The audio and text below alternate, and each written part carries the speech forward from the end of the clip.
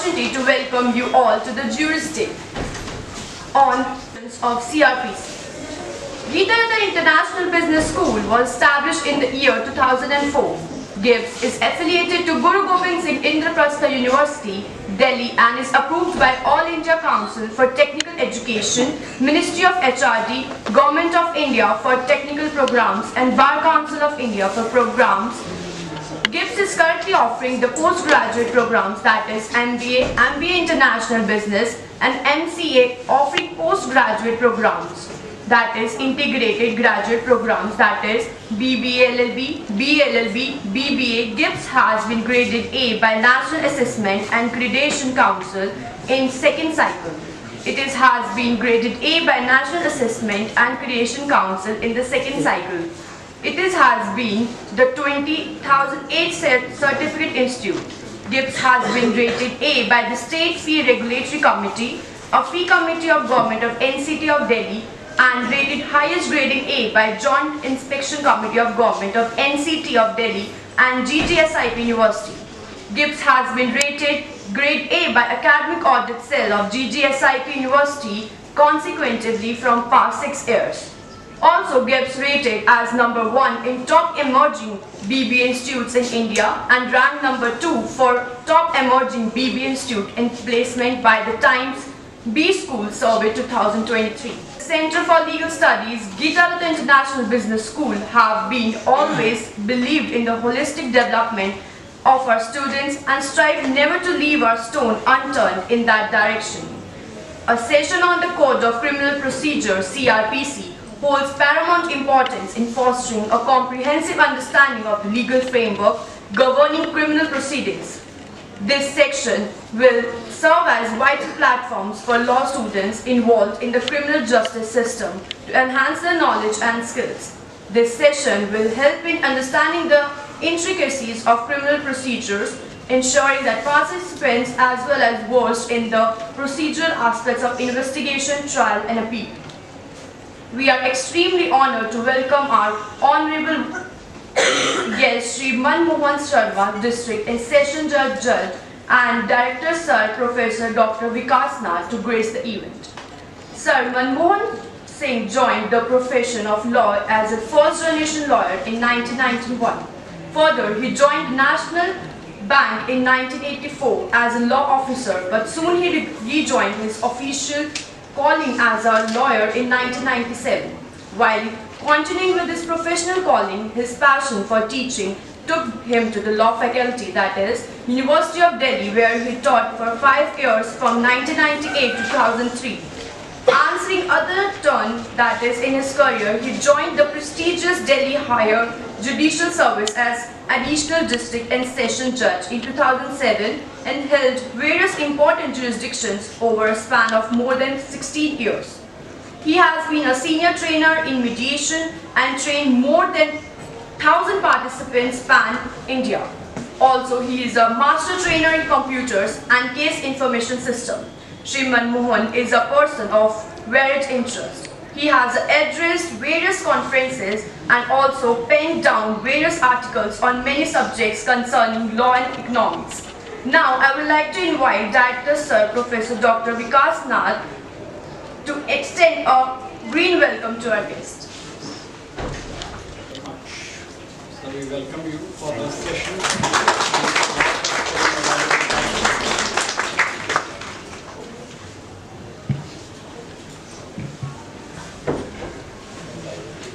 Please.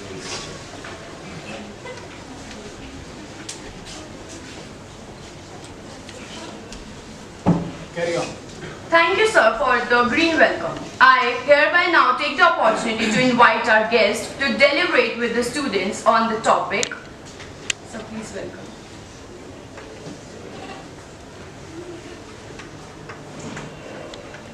All these substantive rights are achieved through procedural law. If you are not well conversant with the procedure, or if the procedural law is defective, those substantive rights only remain a dead letter in the books of law. They are of no use. You may be having good ingredients, those who are interested in preparing food or any other thing. But if the process is able to make a good dish. So proof of pudding lies in the eating, and that is realized only through the procedure. So it is very, very necessary for us to understand the procedure law. And I can say this with conviction that there are casualties where the need is, and it is not learned that deeply at the first instance, and we pay a very, very heavy price for it. You see, same thing that is with your mobile. You have purchased a mobile perhaps on the recommendation of one of your friends or your siblings, or influenced by the advertisement, propaganda that has gone into the launch of that particular mobile. Still, you are using only 10% of its functions. 90% of functions go waste because you don't know them, you don't use them, you don't explore them. And that is where, if you have purchased it for 1 lakh, so you have purchased an instrument worth 10-15,000 only, other things are going down the drain, useless. Same thing is with the procedure. If we don't understand it, we can't realize the rights created by various statutes, be that even non-statutes also, like we have common law, law of tort, such kind of things, they cannot be realized. They can be realized only through the procedure. Yes. What does it provide for? How does it work? Is this a collection of some fragmented things, or is this some continuous flow? A perennial kind of thing, a stream flowing, a river or a sea? It is all that. You need to invoke a particular kind of remedy. There is a procedure for it. This procedure, what would happen if one of the parties dies? There is procedure if one of the parties is indigent, cannot pay for the legal proceedings, cannot pay for the lawyer, cannot pay the court fee. It provides for, if you need some urgent relief, something has been taken into custody by police which is likely to decay very fast. This procedure is about realizing the constitutional values. And what is the biggest constitutional value? Right to life, right to liberty. How the procedure would realize it? Because, see, we have grown and we have come up to this stage from a long, long colonial regime. They were interested in achieving their own ends. They were not here as good Samaritans to do good to you, to help you achieve your potentials. They were here with a purpose, to plunder, to loot, to suppress, to control, to rule. And whatever they gave to us, either they adopted from their own country or modulated it in a manner that it can be used here in a manner that it helps them in achieving the way, the economic exploitation or other exploitation which they want to do. We adopted the same. There have been changes, amendments have been made. Something is beyond the past. So that source of power, that springhold of powers is the Constitution. And Constitution also, if the Constitution somehow you are not able to find the right answer, then you have to go to the preamble to see what is the spirit of the Constitution. travel from the letter to the spirit of the Constitution. So these various enactments, they are subsidiary to the Constitution, and they have drawn their powers, their scope, their arena from the Constitution itself. But it is said that many slips between cup and lip. Police has its own way of thinking, prosecution has its own way of thinking. Over the ages, that institutional memory has developed. Police knows that it has power to arrest. That is the biggest power. That is the biggest power on earth, power to arrest. You are sitting here, you are sitting with your own choice. If I say that you won't move from here, I have put some restraint on you, and that restraint hits here also, to the mind also. Now, who you ought to be, though it's only a temporary restraint somebody has put on you, look at the person whose life is behind bars, and maybe for a case in which he is not guilty, but the time will take its own turn to deliver that final verdict that you are acquitted. But in that time, the trial, the agony, the pangs, the loss of life, the loss of livelihood, the loss of privacy, disconnected with the society in which you were born. So that is just like saying operation successful but patient is dead. That is very, very difficult position.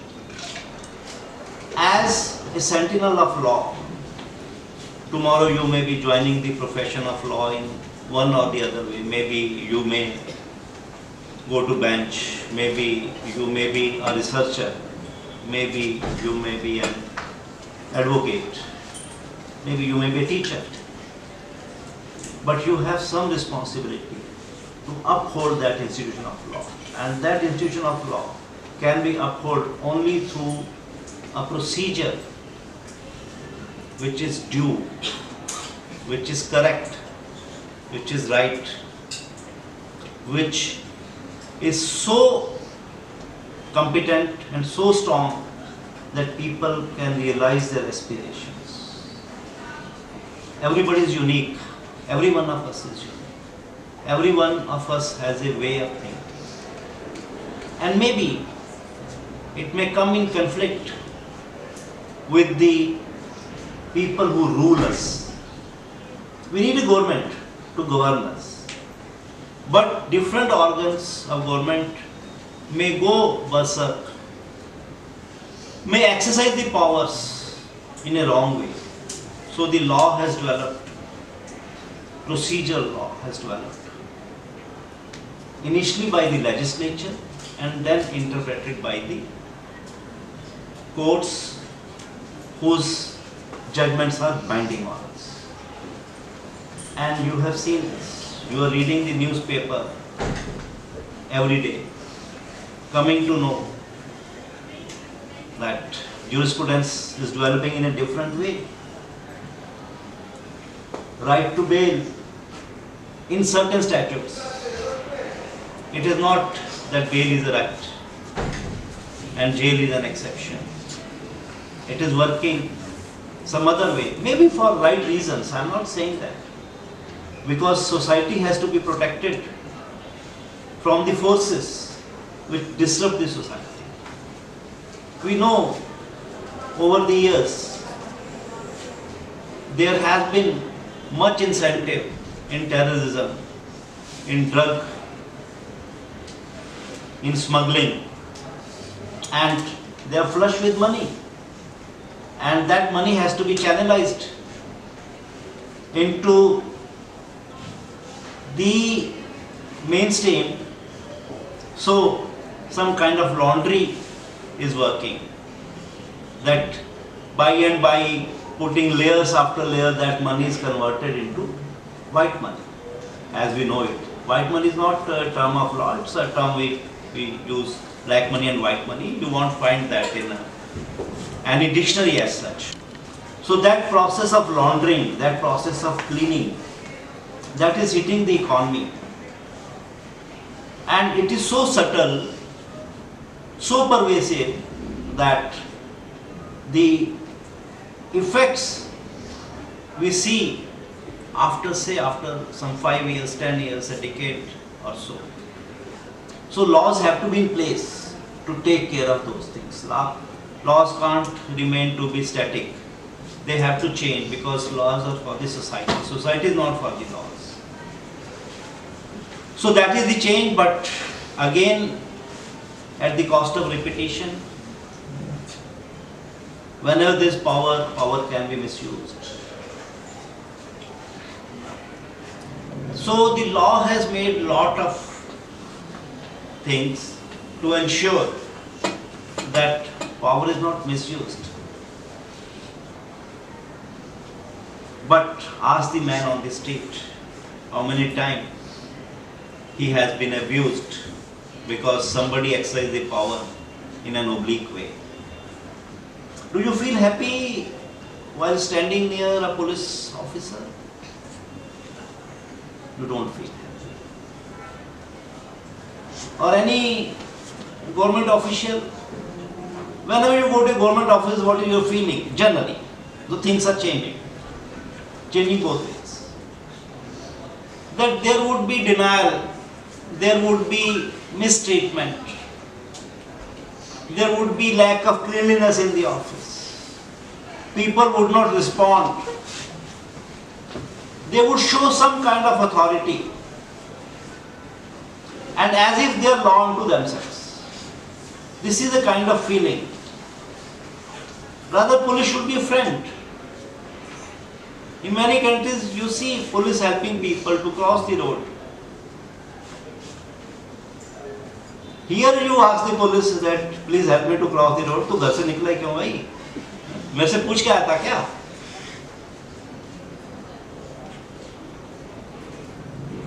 This kind of thing is there.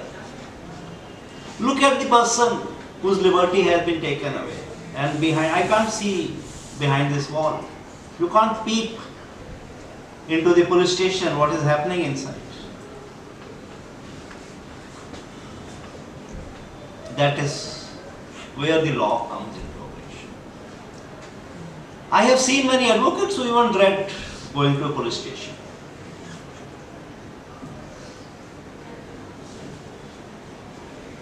So why this thing is happening? Because there is more of confusion than conclusion in our understanding of law.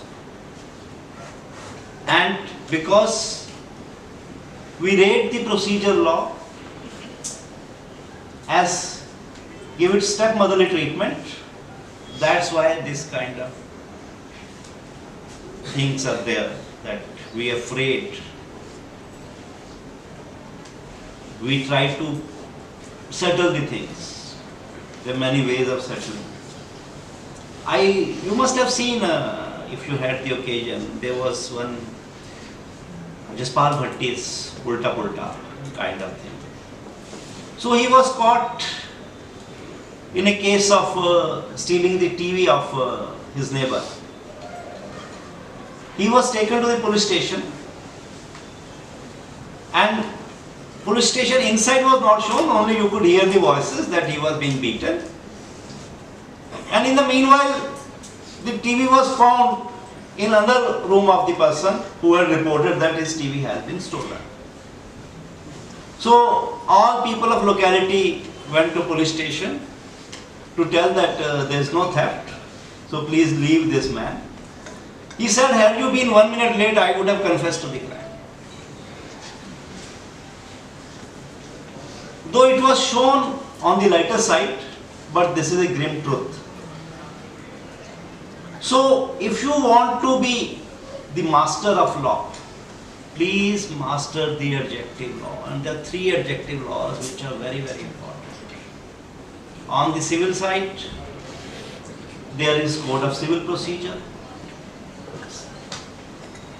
On the criminal side, there is Code of Criminal Procedure.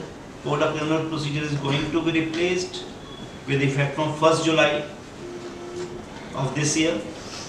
And the third is the Law of Evidence. And these are the least understood of the laws. We feel elite if we read about IPRs, trademark, copyright, patents, but they have also to be realized through some procedure. Though these laws are hybrid kinds of law, they have procedure as well as substantive law also. But still there are both remedies, civil as well as criminal. So let us have a look at the Code of Criminal Procedure. What is it? It is, if there is, it has a definition of offense. What is the definition of offense? How will you define offense? Wrong committed which affects the society. Wrong committed which Affects affects the society. This is a layman's definition of law. For you, wrong may be different. For you, wrong may be different. For person sitting there, wrong may be different. Wrong can be civil wrong, or it can attract. It can be crime, an offense. How it will become offense? Once upon a time, smoking cigarette in a public place was only civil wrong. But then the legislation said that if you smoke in public, you will be fined 1,000 rupees. So that fine makes it an offense. Fine, and that law enacted by the authority having the force to enact the law, legislature. So an offense is any act or omission for which the legislature has provided for punishment. Punishment may be fine, it may be forfeiture of property, it may be imprisonment, it may be capital punishment. So that makes it an offense. Otherwise, your definition of crime and my definition of crime may be different, because we have been exposed through different circumstances. And maybe today my definition of crime is different, tomorrow it may be different, because I have changed my mind. I have learned something, or I have unlearned something. What is a complaint?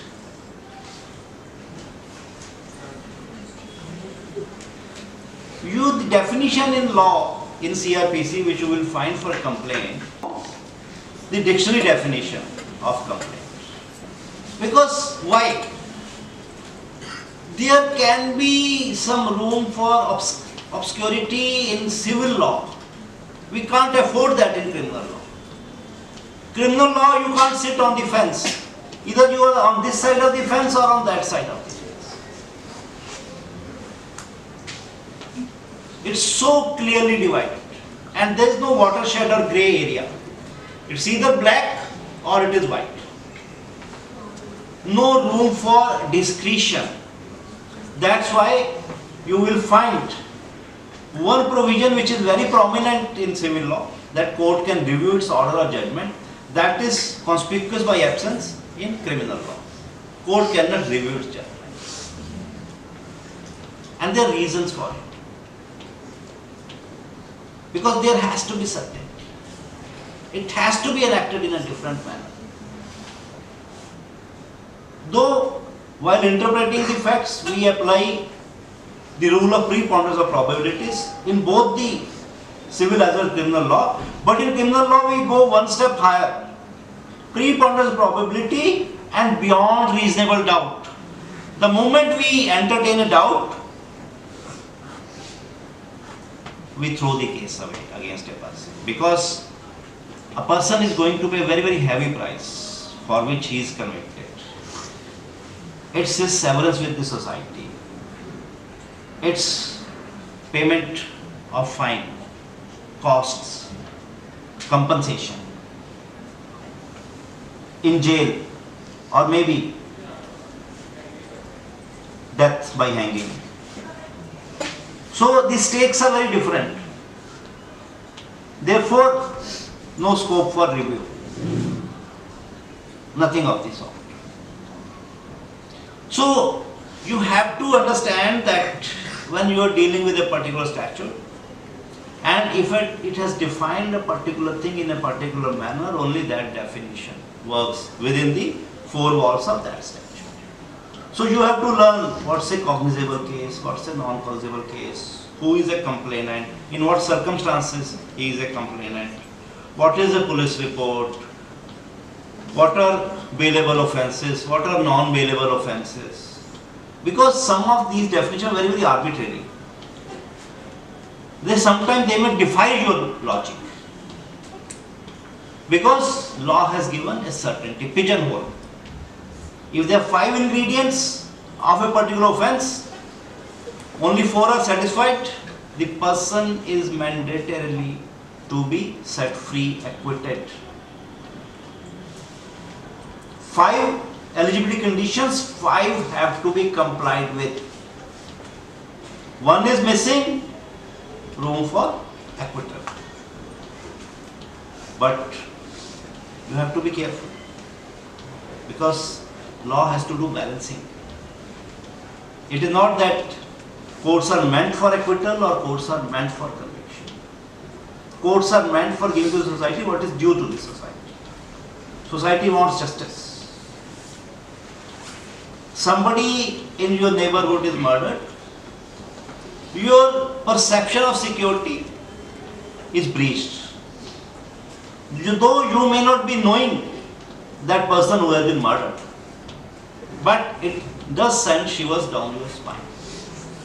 So first thing in criminal law is, or any law for that matter, is to learn the law as it has been propounded, not in a manner what you may think. Because stakes are very, very high. It is life or liberty of a person. And that is what the Constitution guards. That is what your existence stands for. I just tried to suspend your liberty.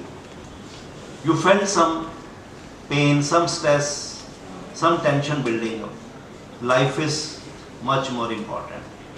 Maybe a person may be weakest person on earth, but maybe he may gather enough strength to fight the person who is threatening his existence, his life. For that particular moment, either he may attack or he may think with his legs and run away. That is how important the life is. Many times we have faced situations in life when we want to do away with our life, we want to commit suicide. That is the only offense on earth. If you succeed, no punishment. If you fail, there is punishment.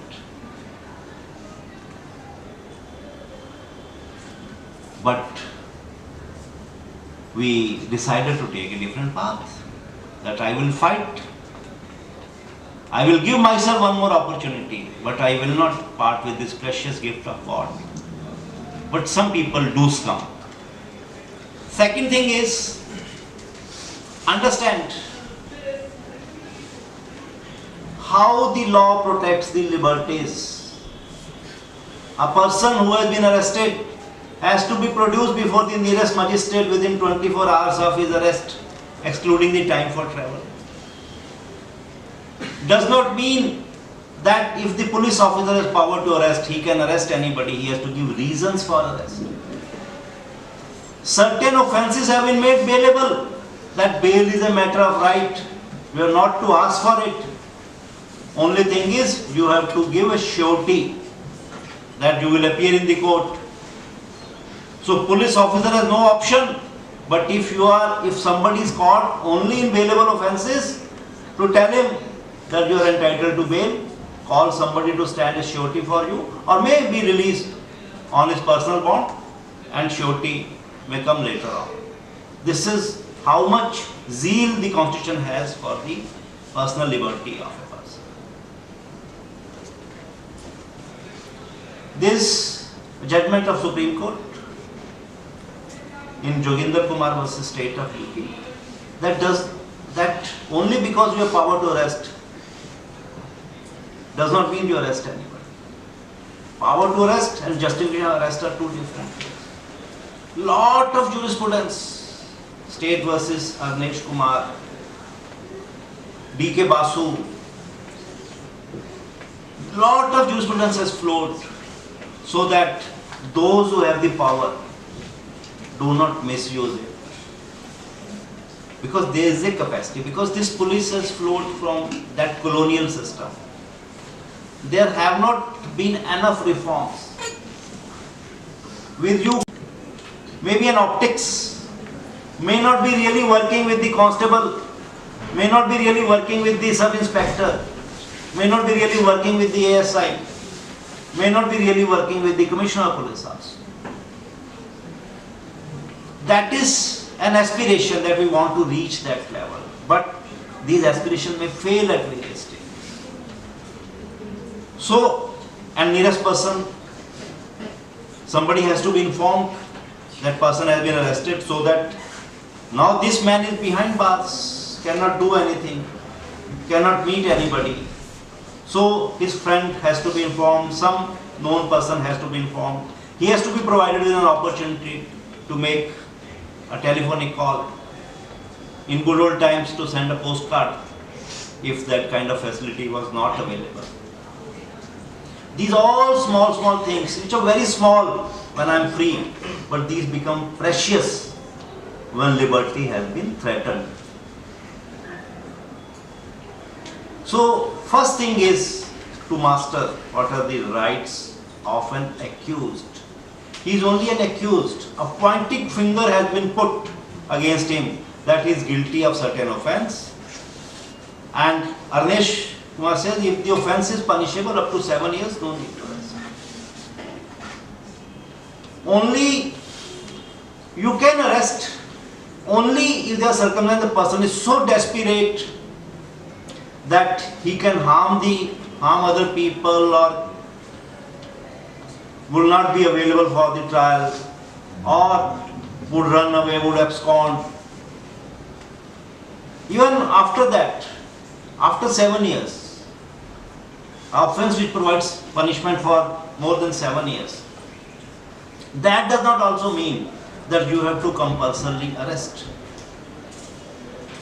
If a person is available, there is no scope of running away. There is no reasonable apprehension of his running away. Don't arrest. But, and then once the arrest has been made, comes the provision for bail. How many types of bail you have heard of? Maybe legal terms, maybe common parlance terms.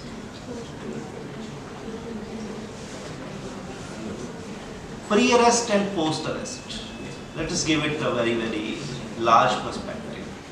Pre-arrest bail is commonly used as anticipatory bail. I had a client when I was in legal practice, he said कि मेरी antiseptic bail हो गई है. Anyhow, that is अब उसकी he understands the same thing but in a different way. तो antiseptic ही है, police वालों को दूर रखती है,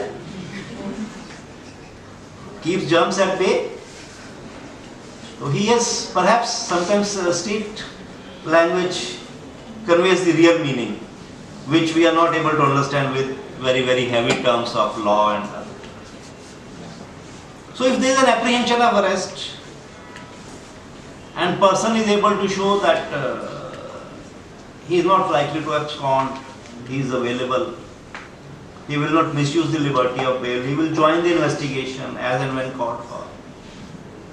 So he can be granted pre-arrest bail, that he would not be arrested, or in the event of arrest he would be admitted to bail. with surety, without surety, however the court may, and this is the power of court to grant it. No police officer can grant any anticipatory payment. Other is post-arrest bail. So different circumstances, maybe investigation is going on, the charges are not finalized, but court weighs different circumstances, mitigating factor, aggravating factor. These are the nature of allegations against a person, these are his roots in the society, these are his liabilities, his parents are old, or he has a small child, or his wife in a family way. Host of factors which cannot be illustrated. They keep on developing as the society changes.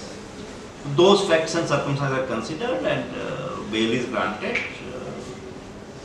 Though one is entitled to parole also when one has been convicted and is behind bars.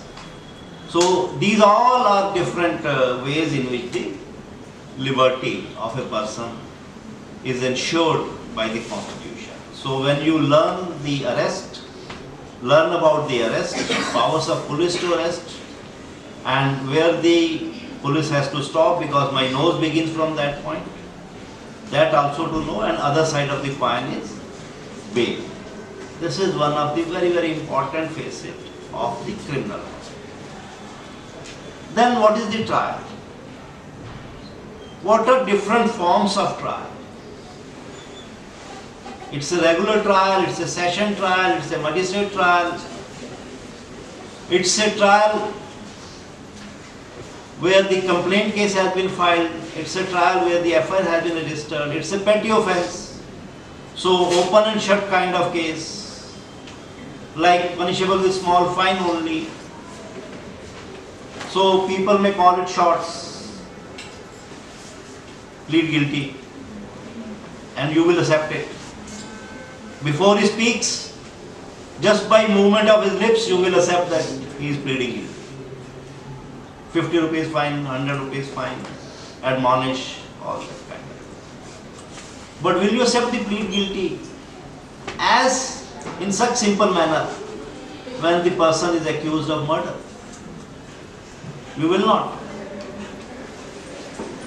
Even court may say that he is pleading guilty, but I am satisfied that trial must take place. I am not accepting the plead guilty.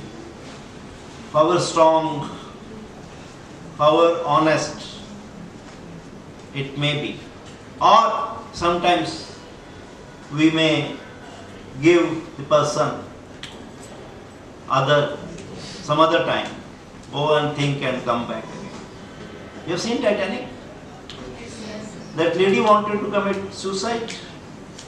All made for suicide. She was saved. And then when she accidentally slipped and was likely to fall into the sea, look at her reaction. We don't want to part with our life and liberty at any cost. Maybe during some depression, during some kind of stress, people may take this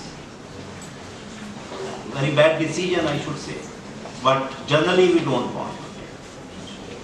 अभी आपको छोटा सा pin छुप जाए तो आपका immediate reaction होगा. अभी यहाँ पीछे अगर फायर लग जाए, you will not even ask for permission, may I go out? You will just run away. Your life is precious. Then this permission aspect comes at a lower level. And maybe I may also shout, please run away, and I may also run away.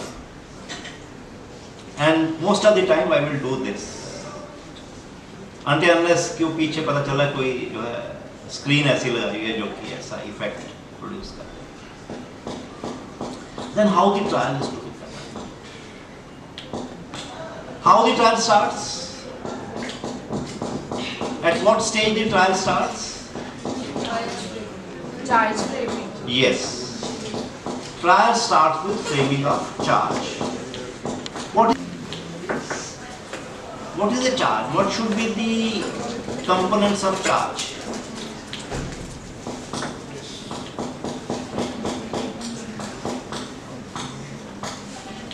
charge is a formal way of putting accusations. In specific terms, one should know what are the allegations against him. So the charge framing code would say on such and such day, at such and such time, at such and such place, 3 unities, time, place, and you were found doing this to this, which is an offense punishable under such and such provision. So that person knows specifically that I have to meet this set of allegations. For every offense, there is a different charge. If persons are working in conspiracy, charge of conspiracy, section 120B IPC, their consequences become different. You are not only guilty, you are not only liable for things you have done, but you are also liable for the things which have been done by your partners in crime. Generally, there is no question of partnership or somebody else is facing the charge. It is personal to the person who has done it, but sometimes in certain situations, when there is premeditation and meeting of mind, and that meeting of mind is to obtain some unlawful end or a lawful end through unlawful means. So anything done by one person is liable against all the other persons who were part of that conspiracy or part of that gang. So there the charge would be different. So it starts with charge. What happens after charge? Who leads the evidence first? Prosecution. In civil law it may be different. Sometimes you may ask the defendant to lead the evidence because onus of all the issues have been put on defendant only. But here the charge has to be proved by the prosecution. Prosecution may be sometimes the complainant who has filed a complaint. In cases lodged on police report, the trial, the way of conduct of trial is different. In the cases lodged on complaint, the conduct of trial is different. In cases lodged on complaint, it starts with pre-charge evidence. Charge is framed after that.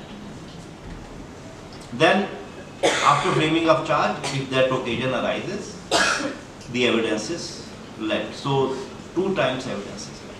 If a complaint is filed in a summons case, so pre-summoning evidence is recorded. Then, prima facie is satisfied with that. The accused is summoned for the offences for which pre-summoning evidence was led. So everything has to be precise to the point. Nothing vague. Nothing left to guesswork. Even the summon has to say appear. Maybe in petty offence the summon may say appear in person or through pleader. But in other cases appear in person. Because it is also the requisite that the trial has to be conducted in the presence of the accused. When the accused is absent, trial is not conducted on that day unless his lawyer files an application seeking his exemption and making a statement that evidence can be recorded in his absence, in the absence of the accused.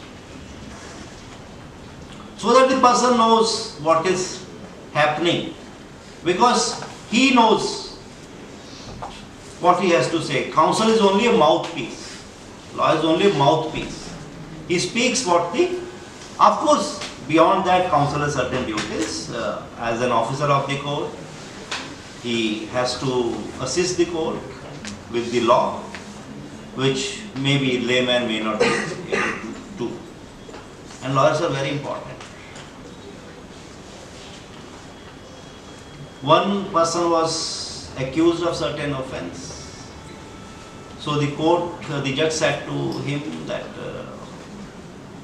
prima facie you appear to be guilty because 2 persons have seen you stealing the goods from the shop. He said, I can bring 5 persons who have not seen me stealing the goods from the shop. What is the difference? It is not that the entire world sees it. So how you have to appreciate the evidence, that would also come. So once the prosecution evidence is complete, what happens after that?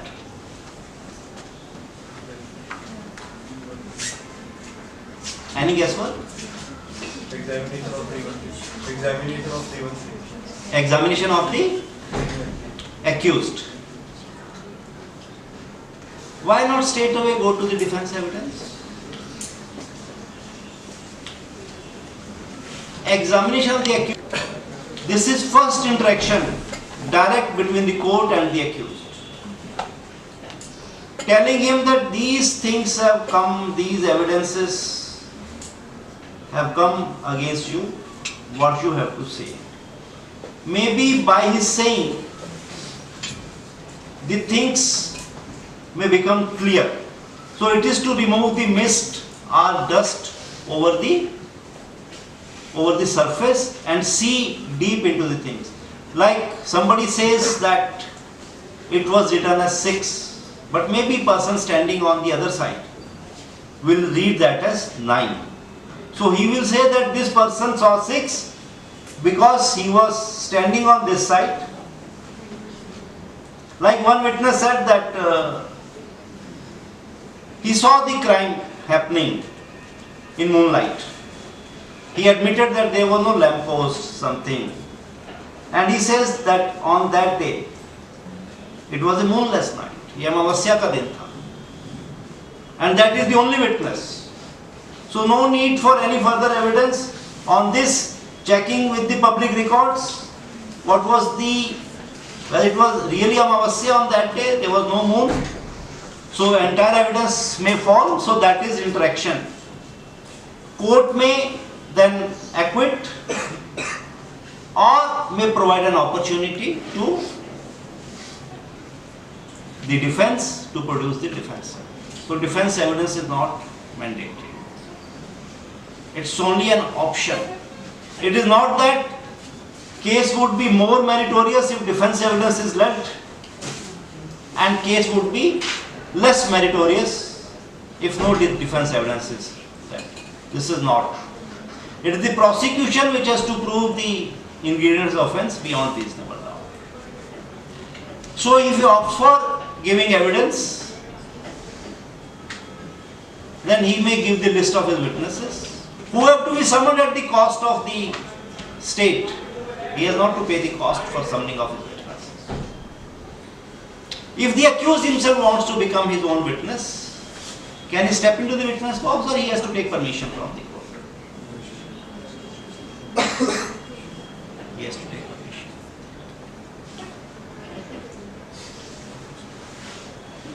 Because why he has to take permission from the court? Nobody can be compelled to give evidence against himself.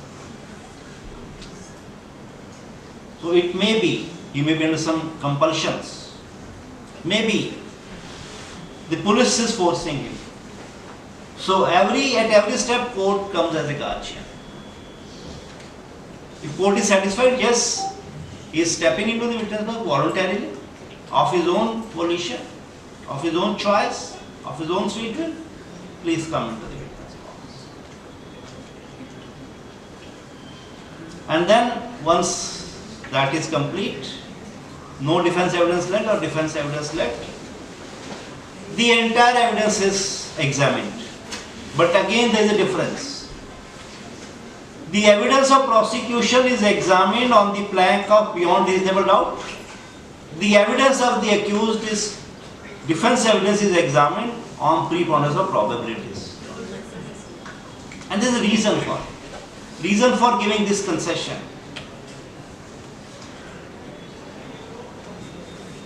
The accused is put behind bars, cannot collect the things. what you can do yourself, you cannot get it done from others, from your proxies. And maybe while the investigation is collecting the evidence, some evidence has vanished into thin air. There has been rain, there have been storms. So, and he may not have that kind of equipment, that kind of infrastructure, that kind of facilities which the state has. So it is David versus Goliath. A weak man versus a mighty state. That's why his evidence has to stand only the test of preponderance of probability. Then the arguments are heard and court reserves the judgment. May pronounce it then and there or might reserve the judgment. Evaluates the cases of the parties on the standards by which the testimony is measured. Take the evidence as a whole. It is not that one sparrow makes the spring. कि एक witness जो है बहुत strong बोल गया और दूसरे witness support नहीं कर रहा. Corroboration is not the rule of law. It is rule of prudence, caution. If one thing has been said by somebody, let it be corroborated by someone else, so that we are sure of the decision which we are taking. And if we have doubts, we can acquit the accused, because the law is कि 100 गुनाहगार बच जाएं, एक innocent आदमी को सजा नहीं होनी चाहिए. So this is the trial process. Once this happens, there may come, state is lost, state may go in appeal. Let the things be retested by a superior court. If the accused has been convicted, may go in appeal. Then, should he be kept in jail as long as the appeal is pending, or should he be set free? So, the word bail gets a different term, suspension of sentence. Sentence suspended, so he moves out. As long as the appeal is pending, sentence suspended, he moves out. If sentence is not suspended, he continues to remain in the jail. In the appeal, the entire things are reappreciated. Maybe in certain circumstances, court may order for retrial also, appellate court may order for retrial also, or for examination of some witness. That depends on the circumstances. Otherwise, acquittal or conviction, acceptance of appeal or decline of appeal. Beside appeals, there are other ways.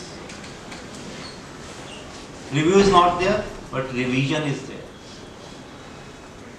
If there is some material error by the court in certain proceedings, which is not an interlocutory kind of order, powers of the session court or high court can be explored for the purpose of revision, because these small things also make a lot of difference. Say if the accused has applied for, say, preservation of call records under section 91 of the Act, and that has been declined. If you want to summon a witness, that has been declined. Prosecution also, any of the parties, is agreed by certain order, interim order, which is having some final nature. So, can go for revision to the superior court, look into the legality, propriety of that particular order, and if it is, this can be accessed suo motu also. Court on its own discretion can also call the file. So these are all the features which you have to really learn. Substantive law, no problem, you can find out. Isko, FIR mention these sections, I can make a list. 389, this offense, 406, this offense, these are the ingredients. But procedural law is a walking phantom. It must walk with you. Imbibe it in yourself in that way. It is much more.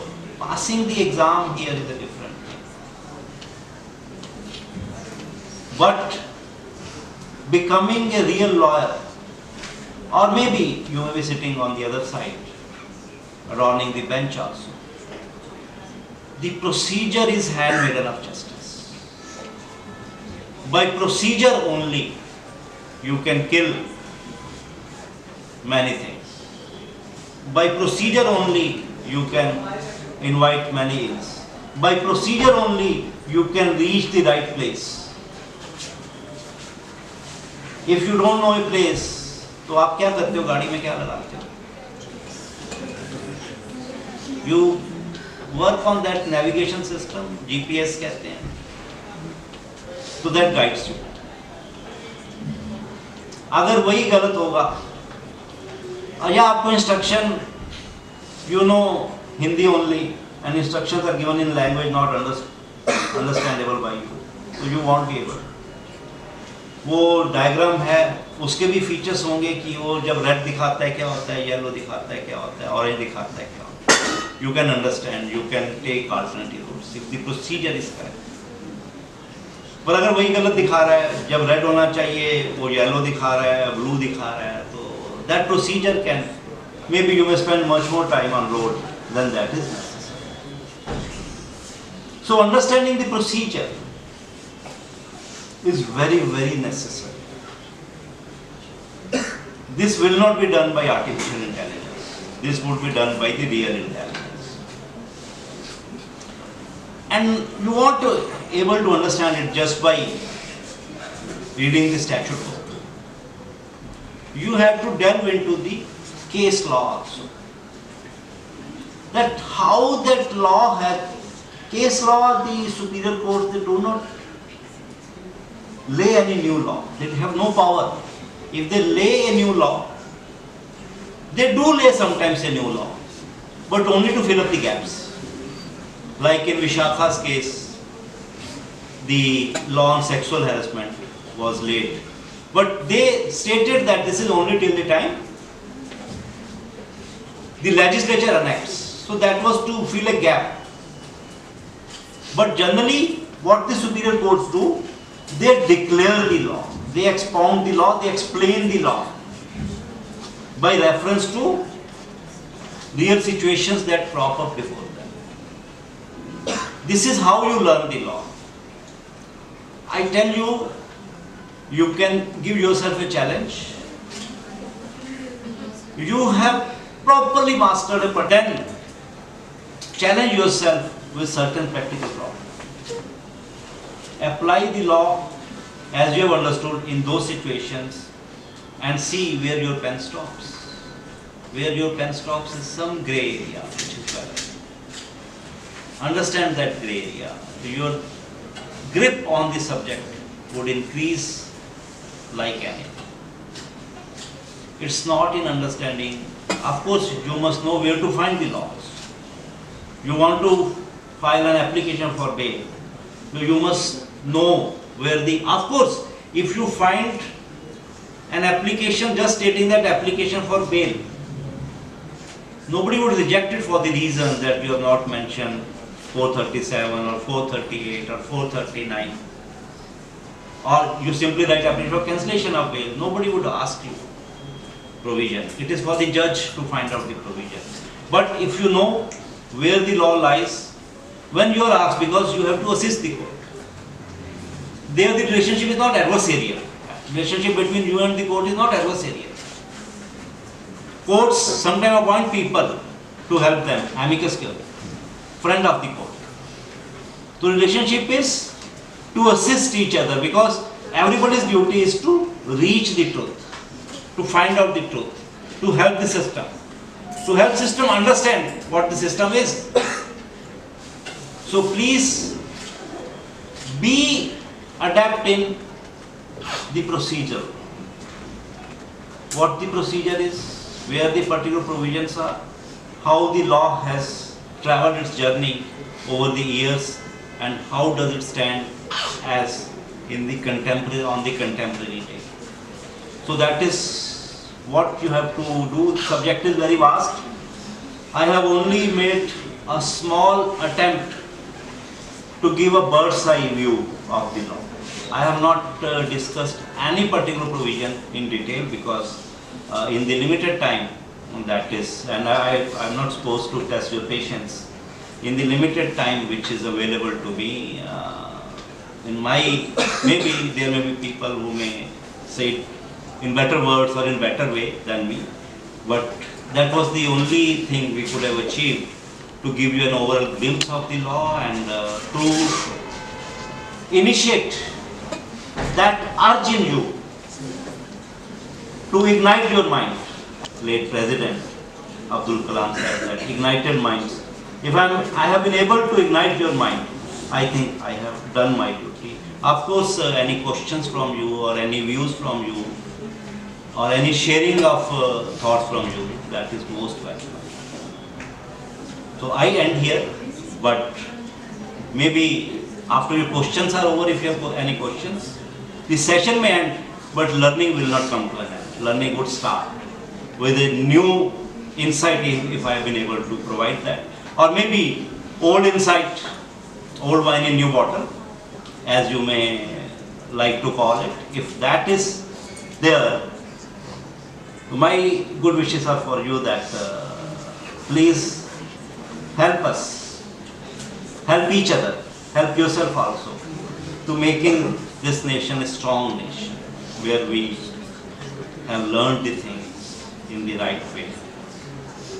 In a way we feel satisfied that yes, we have learned things, and let us utilize that learning for the welfare of the society, because proof of pudding lies in the eating. Law is not to be learned and sit in the room. Law is to be learned. So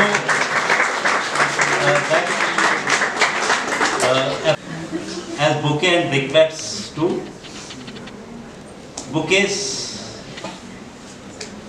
because I hope that some part of it you might have liked. And brickbats telling me that it is time to call it a day. Thank you very much.